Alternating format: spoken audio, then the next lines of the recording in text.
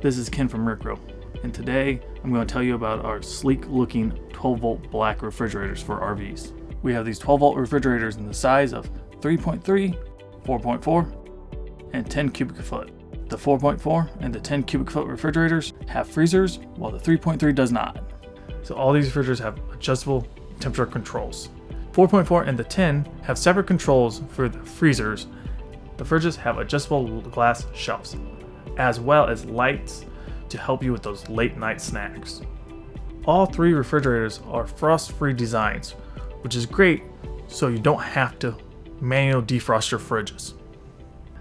These refrigerators only run off of 12 volt electric and cannot be hooked up to propane. To hook up the 12 volts, you'll need to remove the cover held on by the screws. To hook up the 12 volt, you'll need to hook up your positive, your negative, and your ground to the 3 screws on the terminational block.